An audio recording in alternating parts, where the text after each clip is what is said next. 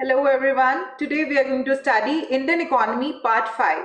All the current affairs from economy we are covering in different parts. Okay, last year's current affairs 2023 के current affairs हम cover कर रहे हैं. So economics के हमने अभी तक देख लिए हैं 4 part. So ये हमारा 5th part है. Let's see आज हमारे table of content में क्या क्या topics है जो हमें discuss करना है. We will be studying about digital public infrastructure. We will be studying about digital public infrastructure. Then we will be studying about global depth of developing countries. So जो developing countries हैं आपकी, India भी आपकी एक developing country है. So global depth कितना ज़्यादा इन countries पे आ रहा है. Exchange rate management in India, insolvency and bankruptcy code, IBC code 2016, PM गति शक्ति initiative. ये सब के बारे में आज हम देखने वाले हैं. So let's head for our first topic, which is digital public infrastructure. India has effectively utilized digital public infrastructure as a significant tool in its commitment to providing social protection to all its citizens. देखिए, अगर हम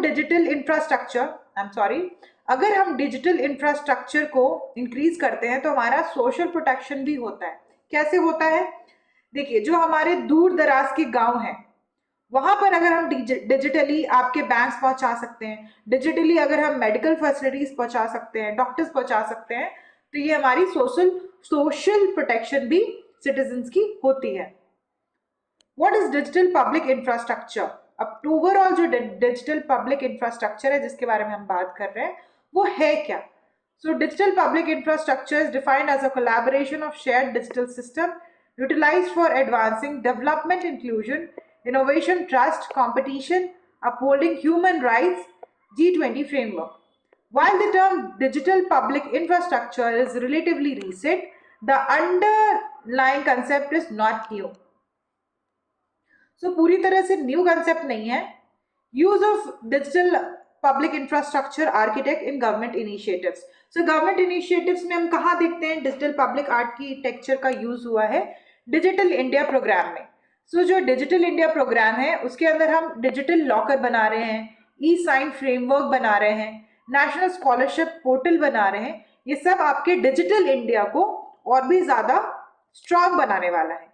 ठीक है, DG locker के बारे में आपको पता होगा कि आप अपने डॉक्यूमेंट्स और ये सब जो भी है उसके सॉफ्ट कॉपीज को आप रख सकते हो और वो रिकॉर्ड आपके पास ही रहेगा.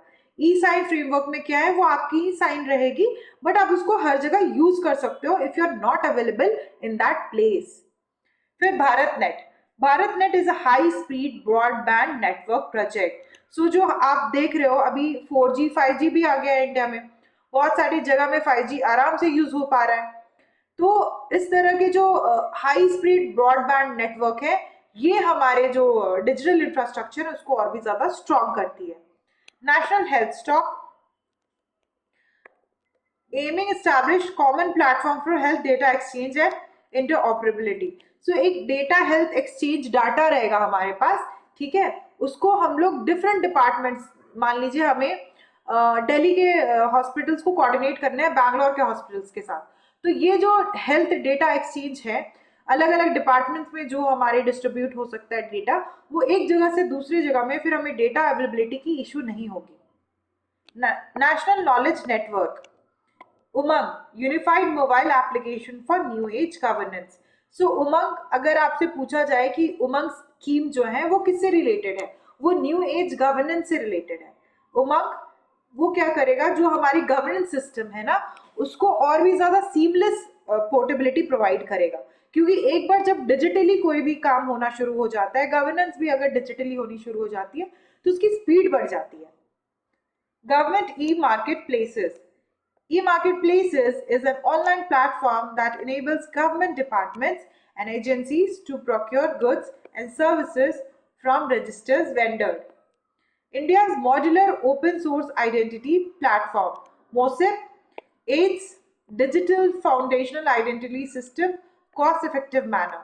Nations can freely utilize MOSIP to build their own identity systems. तो इस तरह के हम लोग देख रहे हैं कि डिजिटल इंफ्रास्ट्रक्चर, पब्लिक इंफ्रास्ट्रक्चर इस तरह से बने. तो अब एडवांटेजेस क्या है हमारे?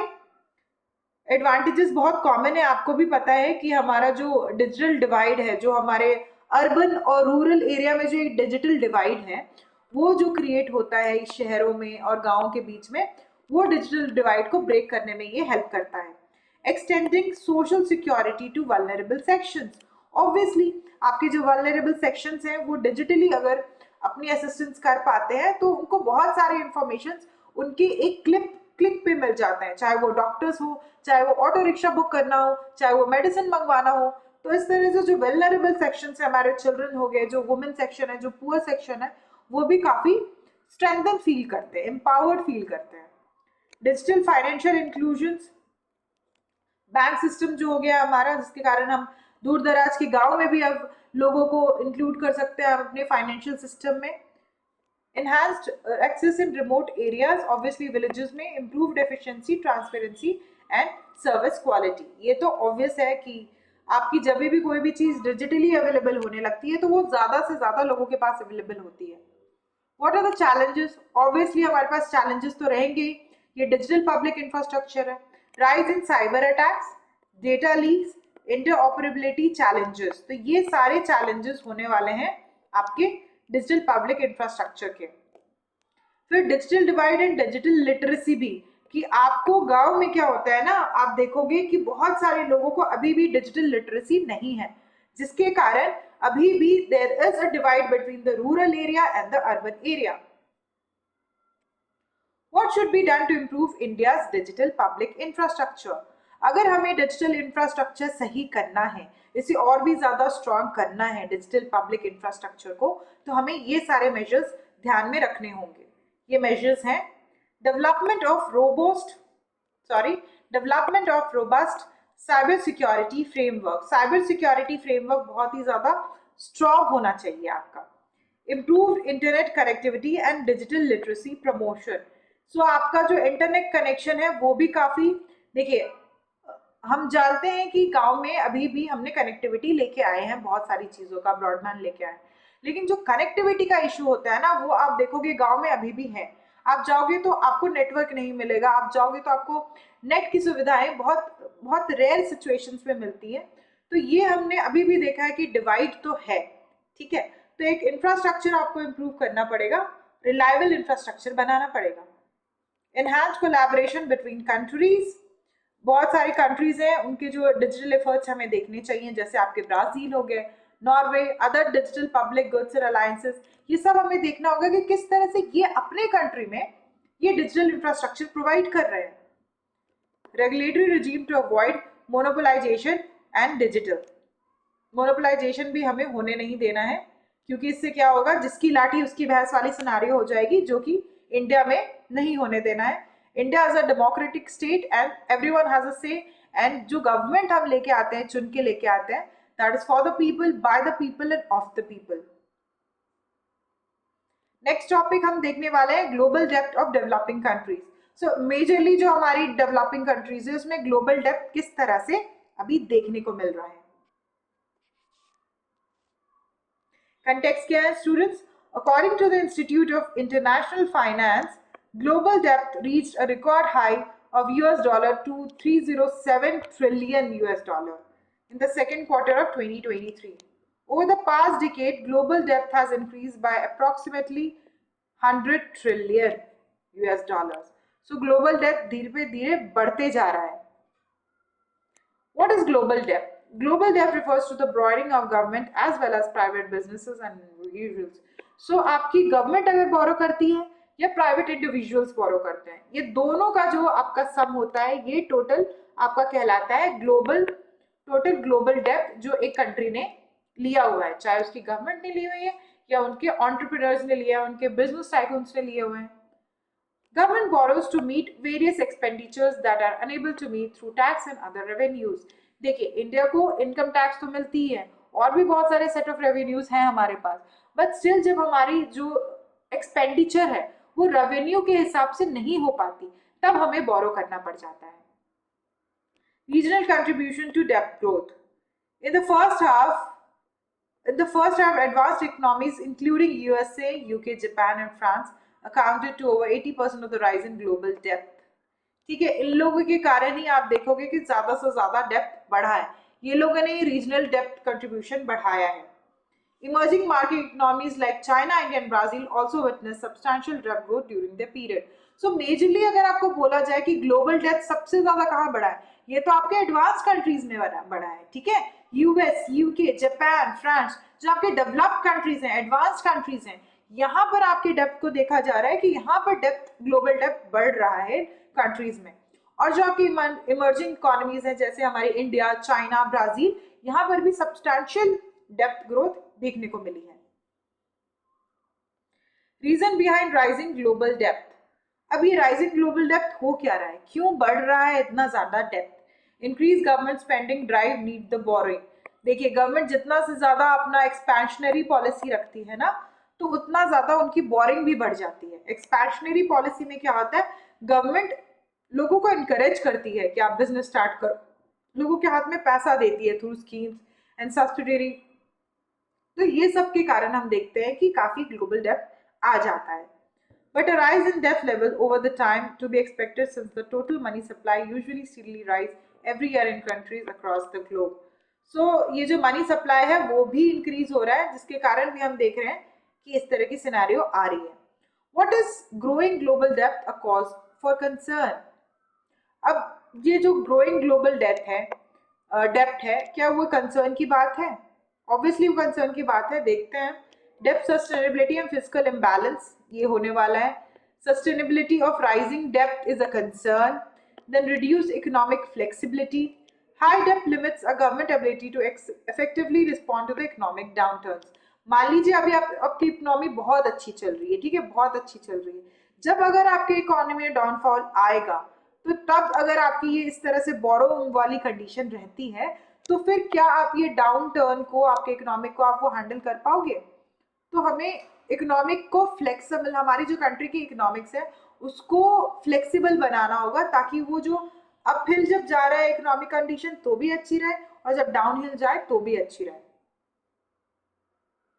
Financial system risk, concentrated debt in the financial system poses systemic risk, especially held by a few major institutions, potentially triggering a chain reaction affecting the stability of the entire financial system.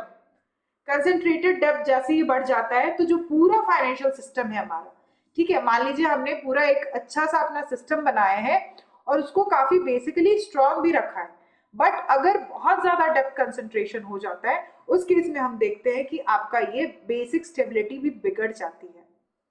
Impact of interest rates, so rising interest rates, high interest rates of government on new borrowings, potential of defaulters and inflammation भी बढ़ जाएगा, defaulters का cases भी बढ़ जाएंगे, बहुत लोगों के पास पैसे नहीं होंगे ये पैसे को वापस करने के लिए। What can be done to tackle debt growth? अगर हम देख रहे हैं कि बहुत ज्यादा डेप्थ ग्रोथ हो रहा है तो उसको कैसे टैकल करेंगे हम?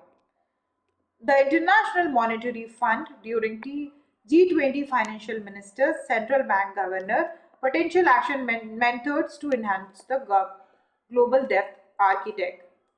So G20 के फाइनेंशियल मिनिस्टर्स ने बात की है कि इस तरह से वो लोग कर सकते हैं, कैसे डेप्थ रेजोल्यूशन, रिस्ट्रक्चरिंग ऑफ जो आपके डेट हैं उसको कैसे रिस्ट्रक्चर कर सकते हैं हम लोग, इस तरह की पॉलिसीज बनाया जाए, इस तरह से डिसीजन लिया जाए कि रिस्ट्रक्चर ऑफ दीज डेप्ट किया जा सके, ताकि आपके जो लॉसेस आप झेलने वाले हैं उसमें रिडक्शन हो। Strengthening financial infrastructure, support for vulnerable economies, जो इकोनॉमीज वल्नरेबल हैं बहुत ज्यादा उनको सपोर्ट किया जाए।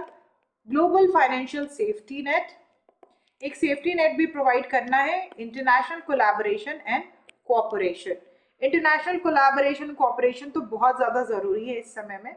देखिए जब ग्लोबल डेप्थ इंक्रीज हो रहा है तो घाटा, देखिए इन्फ्लेशन तो सबके केसेस में आएगा, इंटरनेशनल आपको कुछ भी एक्सपोर्ट करना है सबके दाम राइज किए हुए रहेंगे, तो यहाँ पर अगर आप कोलैबोरेटिव इफेक्ट से काम करते हो तो ये सबके लिए विन विन सिचुएशन है। नेक्स्ट हम देखने वाले हैं हमारा कंक्लूजन क्या कहता है यहाँ पे। A balanced approach to managing global debt is imperative to ensure economic stability and sustainable growth. आपको किसी भी हाल में आपकी स्टेबिलिटी और मैनेज करना ही पड़ेगा ग्लोबल डेप्थ को। अगर आप ऐसा नहीं करते हो तो बहुत ज्यादा आगे जाके फ्यूचर में इंस्टेबिलिटी आ सकती है फाइनेंशियल सेक्टर में। So striking the right balance between accumulation economic growth remains essential for long term economic prosperity. आपको एक बैलेंस स्ट्रक्चर लेके चलना होगा, ठीक है। आपको बैलेंस करना पड़ेगा कि आपका ये जो स्टैंड है और ये भी जो स्टैंड है, this is your depth accumulation and this is your economic growth. आपको दोनों को एक बैलेंस में लेके चलना पड़ेगा। ऐसा नहीं होना चाहिए कि इकोनॉमिक ग्रोथ को आप देखते देखते डेप्थ में बहुत ज्यादा आ गई आपकी कंट्री, वैसा आपको नहीं करना है। नेक्स्ट हमारा टॉपिक है exchange rate management in India. Liberalized exchange rate management system was introduced as a new exchange rate management system. Under this system, the RBI brought 40% of the proceeds from exports and inward remittance at the official exchange rate of official use.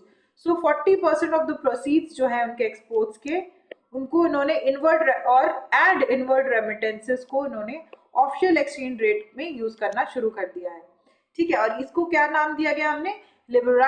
liberalized exchange rate management system. अब what is liberalized exchange rate management system? So 1992 में Indian government implemented this. ये 1992 से है। फिर doctor Manmohan Singh की government ने reveal किया 1992 के बजट में कि वो ये लेके आ रहे हैं और इनको ये करना है काम। To put it another way, India made the transition from fixed to a dual exchange rate system. पहले हमारे पास सिर्फ एक फिक्स एक्सचेंज रेट सिस्टम था, अब हमारे पास डुअल है। एसेंशियल मटेरियल्स और products such as petroleum, fertilisers, life saving pharmaceuticals were imported using foreign exchange surrenders at an official rate. तो हमें पेट्रोलियम की जरूरत पड़ती थी, हमें फर्टिलाइजर्स की जरूरत पड़ती थी, हमें लाइफ सेविंग फार्मास्यूटिकल्स एलिमेंट्स की जरूरत पड़ती थी, वो सब हम कुछ इम्पोर्ट करवाते थे फॉरेन एक्सचेंज रिजर्व्स को यूज करके, ठीक है। अपने जो रिजर्व एक्सचेंज रेट्स है उनको थोड़ा हमने लिबरलाइज कर दिया। फिर इसमें feature of liberalise exchange rate management system, क्या फीचर्स हैं? Market determined exchange rate. पहले हमारी एक फिक्स्ड एक्सचेंज रेट रहती थी, हम डिसाइड करते थे कि हमारी एक्सचेंज रेट क्या रहने वाली है, ठीक है। एक पर्टिकुलर हम एक्सचेंज रेट डिसाइड करते थे और उसे फिक्स कर देते थे। बट अब क्या होने लगा है 1992 के बाद? हम ये देखते हैं कि जो मार्केट से डिटरमाइंड एक्सचेंज रेट है वही हम फॉलो करेंगे। और इंक्लूसिव मार्केट रेट से ही हम अपनी जो भी है, जो आपके all receipts whether related to current और capital account, whether from the government और private entities are exchange at the prevailing market. जो मार्केट रेट से ही जो आपके मार्केट रेट्स हैं उसी से रिलेटेड हम लोग अपने बिजनेसेस करते थे, अपने फिक्स रेट्स के हिसाब से नहीं करते थे। रेजिडेंट्स फॉरेन करेंसी अकाउंट खुलती थी, उसके अकॉर्डिंग नॉन रेजिडेंट इंडियंस जो है उनके अपने अकाउंट रहते थे। Choice for receipts and abroad, elimination of mandatory sales to RBI. पहले क्या था कि आपको सेल करना है तो आपको आरबीआई को ही करना पड़ेगा, वो भी एक्सचेंज ऑफर हटा दिया गया। Exchange control restriction on remittance. So जो पहले रेमिटेंसेस पे रिस्ट्रिक्शन था, क्या था? Foreign currency remittance outside India subject to exchange control resistance. However, it does not imply the authorization from the RBI. India is required in every case. Reserve Bank of India interventions currencies. The US dollar remains the intervention currency for the Reserve Bank. So US dollar को ही हमने अपना intervention currency मान लिया exchange rate के लिए। हम अभी भी डॉलर को ही अपना एक्सचेंज रेट मानते हैं। मोस्ट ऑफ दी जितने भी एक्सचेंज रेट हम करते हैं, एक्सचेंज जो भी करते हैं हम अपने फॉरेन गुड्स मंगवाते हैं, इंपोर्ट करवाते हैं, तो जो भी हम करते हैं अपने रुपीस को सेल करते हैं, डॉलर्स को सेल करते हैं, तो वो हम कर रहे हैं आपके मेजरली डॉलर्स के साथ ही हम इंटरनेशनल फोरम में अपना एक्सचेंज रेट कर रहे हैं management. Advantage of new system से क्या एडवांटेज हमें मिला है अभी? With respect to wide subset of external transaction, the system tries to keep demand and supply equilibrium. एक बैलेंस मेंटेन होगा आपका डिमांड एंड सप्लाई में, और आप इजीली इसको चेक कर सकते हो, टाइम टू टाइम आरबीआई इसको इजीली चेक कर सकती है। It has permitted the lifting of various trade restriction as well as exchange control liberalization. So आपका जो एक्सचेंज कंट्रोल है वो भी काफी लिबरल हो गया है, ठीक है। और बहुत सारे रिस्ट्रिक्शंस लगे हुए थे पहले, ठीक है, कि आप इस तरह का ट्रेड कर सकते हो, ये ट्रेड नहीं कर सकते हो, ये इंपोर्ट नहीं कर सकते हो, ये एक्सपोर्ट नहीं कर सकते हो। ये भी काफी जो रिस्ट्रिक्शंस थे वो काफी लिबरल कर दिए गए थे। Exporters will receive greater incentives. अब जो एक्सपोर्टर्स को है उनको काफ़ी अच्छा फायदा मिलने लग गया है इससे, liberalise exchange rate management system से, तो इससे उनको भी काफ़ी फायदा हो रहा है। Full convertibility of rupees has already been achieved on the current account. The primary objective of the government is to move the rupee towards complete convertibility to boost export activities. तो अभी हम लोग करंट अकाउंट में rupees convertible है, but capital account में अभी भी हम रुपीज को फुल्ली कन्वर्टेबल नहीं करते। तो धीरे धीरे हमारा यही रहेगा कि कंप्लीटली हमारी जो रुपीज है वो कन्वर्ट हो जाए कैपिटल अकाउंट में भी और करंट अकाउंट में भी, ताकि हमारा जो एक्सपोर्ट एक्टिविटीज है वो इंक्रीज हो। नेक्स्ट टॉपिक जो हम कवर करने वाले हैं वो है हमारा insolvency and bankruptcy code 2016। Introduced in 2016, the Insolvency and Bankruptcy Code has played a transformative role in addressing distressed asset and enhancing the credit culture in India. So जो भी हमारे distressed assets है ना स्टूडेंट्स, ठीक है, मान लीजिए किसी कंपनी ने बैंक से कुछ लोन लिए, ठीक है, अब वो एनपीए बन गए हैं, डिस्ट्रेस्ड एसेट्स बन गए हैं, बट वो क्या पैसे नहीं दे पा रहे, तो वहां पर क्या होगा, उस कंपनी का जो भी है, जो भी उनके पास है, उसकी हम लोग वो करेंगे, ऑप्शन करेंगे, उसको सेल करेंगे और फिर बैंक को वो पैसे वापस कर देंगे। सो इस तरह से इंसॉल्वेंसी एंड बैंक्रप्सी कोड के हिसाब से, हेल्प से हम लोग ये भी जो भी एनपीए बनने वाले होते हैं उसको रिकवर कर पाते हैं, ठीक है। What's hampering IBC's insolvency bankruptcy success? Falling recovery rate. तो रिकवरी रेट हम देखते हैं कि बहुत स्लो हो गया है। पहले 43% था रिकवरी रेट, अब सिर्फ 32% हो गया है आपके 2019 से 2023 तक। रिकवरी रेट घट रहा है। पहले क्या होता था ना कि आप कुछ भी एसेट सेल करते हो तो आपको रिकवरी मिल जा रही है उतने अमाउंट के, लेकिन अब वो रिकवरी आपको नहीं मिल पा रही है। Root cause limited judicial bench strength. The IBC resolution process is impeded by a shortage of judges, resulting in deceleration of case processing, delay in default identification. ये सब भी आपके लूप होल्स हैं। Limited judicial bench strength, आप जानते हो obviously हमारी बहुत सारी पेंडेंसी ऑफ केसेस चल रहे हैं जुडिशरी के साथ, ऑलमोस्ट 3.5 करोड़ केसेस पेंडिंग है, और लोअर जजेस में आपके 2.7 lakh something cases fast track courts में भी आपके पेंडिंग है। तो आप देख रहे हो कि यहाँ भी डिले हो रहा है, जिसके कारण आप डिफॉल्टर्स को आइडेंटिफाई ही नहीं कर पा रहे हो टाइम रहते हुए, तो फिर कैसे आपकी वहां पर रिकवरी हो पाएगी। Impact diminution in asset values, asset की वैल्यू मान लीजिए आज 4 करोड़ की है, लेकिन टाइम के साथ ना वो वैल्यू घट रही है उनकी, ठीक है, क्योंकि वो एक बार तो जब पता चल जाता है कि इनका दिवाला निकल गया, ये घाटे में है, तो उनके एसेट वैल्यू भी बहुत ज्यादा कम होने लगती है स्टूडेंट्स, ठीक है। सब optimal recoveries affecting creditors and stake holders. Increase resolution time, पहले 342 डेज लगता था, अब 653 डेज लगता है टोटल रिजोल्यूशन होने में। Root cause prolonged pre IBC admission stage, delay in the stage lasting 650 days fiscal 2022। तो आप देख रहे हो कि डेज आपके जो भी है रिकवरी के वो बढ़ते ही जा रहे हैं। Impact slower resolution process, suspension of recovery rates due to delay in initiating proceeding. So history क्या है आपकी आईबीसी कोड की, कब से ये हमें देखने को मिला है, ये 2016 में आया था, ठीक है, 2016 में इंडिया में आया था। An amending existing law related to insolvency and bankruptcy. Insolvency का मतलब क्या होता है? Insolvency occurs when an individual or organization liabilities exceeds its assets. तो आप ज्यादा से ज्यादा डेप्थ में आ गए हो, ठीक है, चाहे वो इंडिविजुअल हो या ऑर्गेनाइजेशन हो, उनकी जो लाइबिलिटीज है वो उनके एसेट से भारी पड़ गई है, ठीक है। मान लीजिए मेरे पास अभी 6 लाख रुपए, बट मेरे पास लाइबिलिटी 6 करोड़ की है, या मेरे पास लाइबिलिटी 10 लाख की है या 50 लाख की है, उस केस में हमारी इंसॉल्वेंसी हम कहलाते हैं, bankrupt कहलाते हैं। Bankruptcy is a legal declaration of individual or company incapacity to pay their dues and payable bills. So insolvency तो जब वो कंडीशन आती है, bankruptcy जब वो डिक्लेयर कर देते हैं कि हाँ भाई हमारे पास पैसे नहीं है, हम आपके बिल्स पे नहीं कर पाएंगे। अमेंडमेंट्स भी हुए हैं बहुत सारे इसमें, वो भी आप देख लेना, ये बहुत ज्यादा इंपॉर्टेंट नहीं है। How can the IBC overcome challenges? ठीक है, आपकी ये क्रिजल रेटिंग, ये इंपॉर्टेंट है, आपकी रेटिंग काफी, ये ऑर्गेनाइजेशंस की रेटिंग करती हैं कि इनकी क्रेडिट रेटिंग कैसी है। सो क्रिजल रेटिंग सजेस्टेड आपकी CDE approach to enhance the IBC's performance. C stands for capacity augmentation, D for digitalization, and E for expansion of pre-pack resolution to large corporates.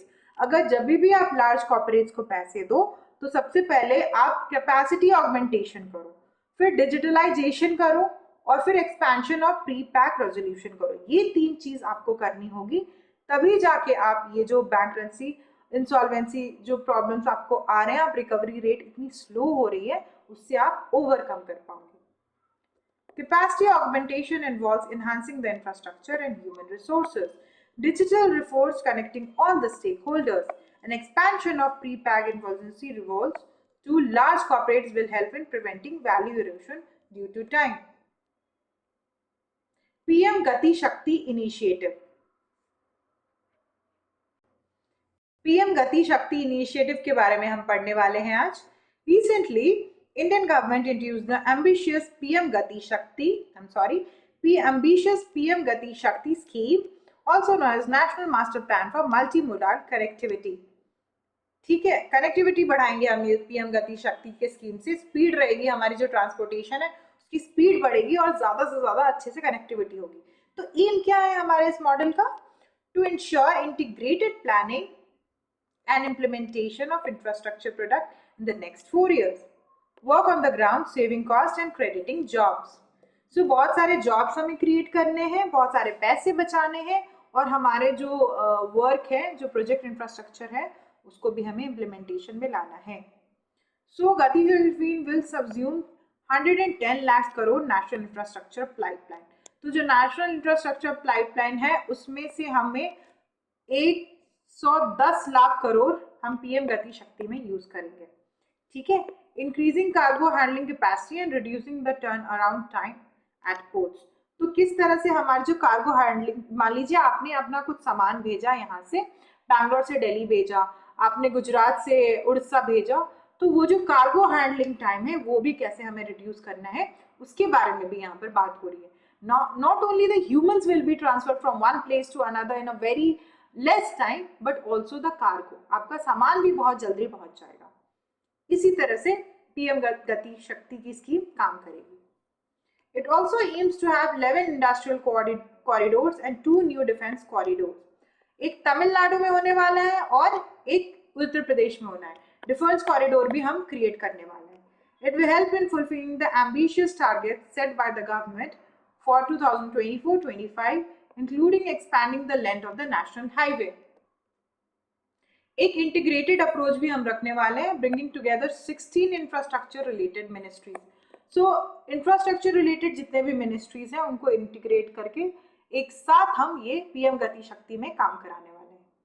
फिर गति शक्ति डिजिटल प्लेटफॉर्म भी खुलने वाला है। उसमें क्या होगा? It involves the creation of common umbrella platform through various infrastructure project can be planned and implemented in an efficacious manner by way of coordination between various ministries, departments on a real-time basis. Expected outcomes क्या हम चाहते हैं इससे मिलने वाला है? The scheme will help in mapping the existing and proposed connectivity. There will be immense clarity on how different regions and industries served in the country are linked. A holistic and integrated transport connectivity strategy will greatly make in India integrated different modes of transport. तो बहुत सारे modes of transport हैं, आपके Airways हैं, आपके roadways हैं, आपके water transport हैं, इनलैंड वाटर ट्रांसपोर्ट है, ये सबको इंटीग्रेट किया जाएगा पीएम गति शक्ति स्कीम के अंदर।